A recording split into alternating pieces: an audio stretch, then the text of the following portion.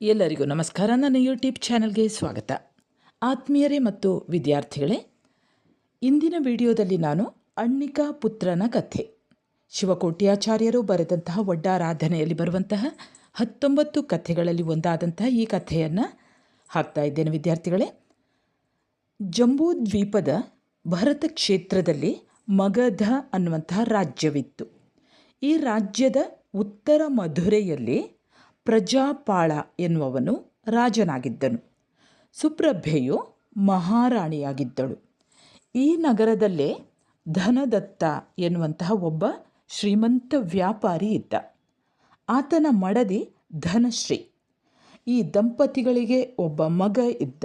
ಆತನ ಹೆಸರು ಧನದೇವ. ಧನದೇವನು ಸರಕು ತೆಗೆದುಕೊಂಡು ವ್ಯಾಪಾರಕ್ಕಾಗಿ ದಕ್ಷಿಣ ಮಧುರೆಗೆ ಹೋದನು. ಇಲ್ಲಿ ತಿಳಕ ಶ್ರೇಷ್ಠಿಯು ರಾಜಶ್ರೇಷ್ಠಿಯಾಗಿದ್ದನು. ಆತನ ಪತ್ನಿ ನಂದೆ. ಈ ದಂಪತಿಗಳಿಗೆ ಪದ್ಮಾವತಿ, ಸುಮತಿ, ಗುಣವಂತಿ ಮುಂತಾದ 8 ಮಂದಿ ಪುತ್ರಿಯರಿದ್ದರು. ಅವರಲ್ಲಿ ಎಲ್ಲರಿಗಿಂತ ಕಿರಿಯವಳು ಅಣ್ಣಿಕೆ. ತಿಳಕ ಶ್ರೇಷ್ಠಿಯು ಧನದೇವನ ರೂಪಿಗೂ ಗುಣಕ್ಕೂ ಮಾರು ಹೋಗಿ ಇವನಿಗೆ ಅಣ್ಣಿಕೆಯನ್ನು ಕೊಟ್ಟು ಮದುವೆ ಮಾಡಿದನು. ತಾನು ತೆಗೆದುಕೊಂಡು ಹೋಗಿದ್ದ ಸರಕು ಮಾರಾಟವಾದ ಮೇಲೆ ಇಲ್ಲಿದ್ದ ಅಪೂರ್ವ ಸರಕನ್ನು ಹೇರಿಕೊಂಡು ಧನದೇವನು ಉತ್ತರ ಮಧುರೆಗೆ ಪತ್ನಿಯೊಡನೆ ಬಂದನು. ಅಣ್ಣಿಕೆಯು ಗರ್ಭಿಣಿಯಾಗಿ ಪುತ್ರನನ್ನು ಪಡೆದಳು.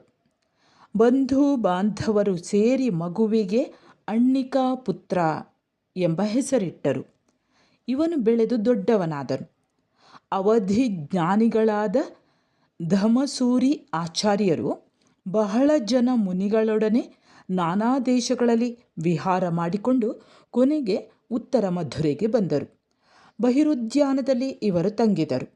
ಅಣ್ಣಿಕಾ ಪುತ್ರನು ಮುನಿಗಳ ದರ್ಶನ ಮಾಡಿ ಅವರಿಗೆ ನಮಸ್ಕರಿಸಿ ಧರ್ಮವನ್ನು ಆಲಿಸಿದನು. ಸಮ್ಯಕ್ತ್ವಪೂರ್ವಕ ಇವನು ಶ್ರಾವಕ ವ್ರತಗಳನ್ನು ಸ್ವೀಕರಿಸಿದನು. ಸ್ವಾಮಿ, ನನಗೆ ಆಯಸ್ಸು ಎಷ್ಟಿದೆ ಎಂದು ಇವನು ಮುನಿಗಳನ್ನು ಕೇಳಿದನು. ನಿನಗೆ ಆಯಸ್ಸು ಬಹಳ ಕಡಿಮೆ ಎಂದು ಧಮಸೂರಿಗಳು ತಿಳಿಸಿದರು. ಈ ಮಾತನ್ನು ಕೇಳಿ ಅಣ್ಣಿಕಾ ಪುತ್ರನಿಗೆ ವೈರಾಗ್ಯ ಉಂಟಾಯಿತು. ತಾಯಿ, ತಂದೆ, ನಂಟರು ಇವರ ಮೇಲೆ ಮೋಹವನ್ನು ತೊರೆದು ಧಮಸೂರಿಗಳ ಬಳಿ ತಪಸ್ವಿಯಾಗಿ 12 ಚತುರ್ದಶ ಪೂರ್ವಗಳನ್ನು ಅಭ್ಯಾಸ ಮಾಡಿಕೊಂಡು ಗುರುಗಳ ಅನುಮತಿ ಪಡೆದು ಅಣ್ಣಿಪುತ್ರ ಮುನಿಗಳು ಏಕವಿಹಾರಿಯಾದರು. ತೀರ್ಥವಂದನೆಗಾಗಿ ಗಂಗಾ ನದಿಯನ್ನು ನಾವೆಯಲ್ಲಿ ದಾಟುತ್ತಿರುವಾಗ ಬಿರುಗಾಳಿ ಬೀಸಿ ನಾವೆಯು ನೀರಿನಲ್ಲಿ ಮುಳುಗಿತು.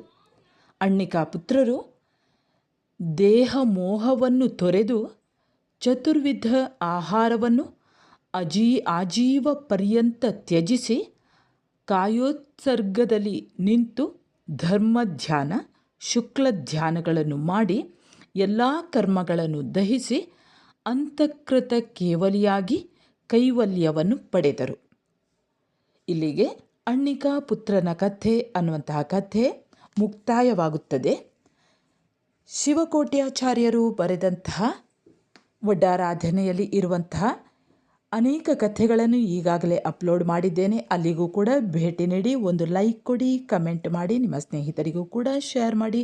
ಮುಂದೆ ಹೊಸ ಒಂದು ಕಥೆಯೊಂದಿಗೆ ಮತ್ತೆ ಬರುತ್ತೇನೆ. ಅಲ್ಲಿಯವರೆಗೆ ನಮಸ್ಕಾರ.